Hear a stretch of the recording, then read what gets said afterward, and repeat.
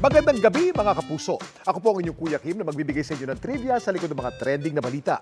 Viral ngayon online ang mga litrato at video na kuha mula sa isang campsite sa Mount Apo sa Mindanao. Nabalot kasi ito ng frost o yelo.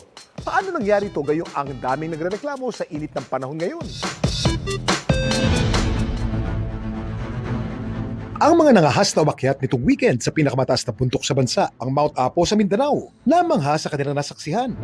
Ang campsite kasi sa Lake Venado, nabalot ng frost o yelo.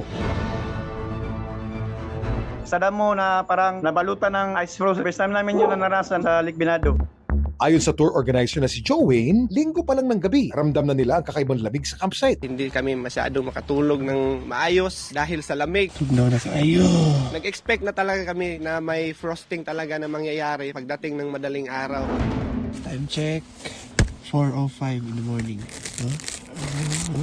Guys, naman one time. Na-amaze talaga kami sa frosting, yung mga damo, yung ibabaw ng aming mga tent, nag-frost talaga.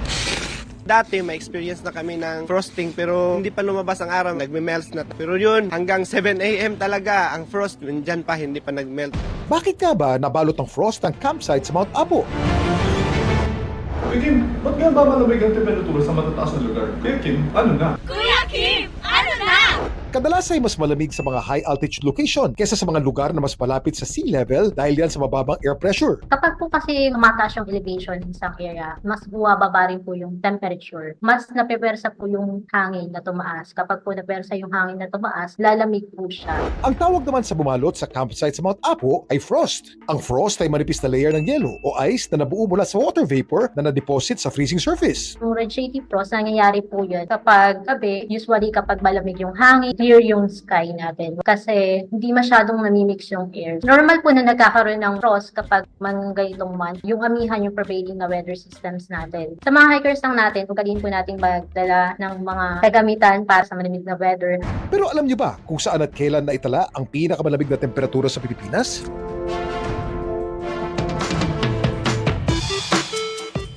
Ayon sa Pag-asa, ang lowest official temperature na naitala sa bansa ay 6.3 degrees Celsius na nangyari sa lungsod ng Baguio noong January 18, 1961.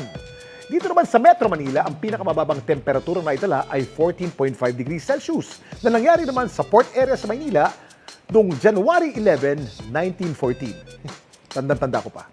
Samantala, para malaman ang trivia sa likod ng viral na balita, i-tweet o i-comment lang. #Kuya Kim, ano na? Laging tandaan, kimportante ang may alam.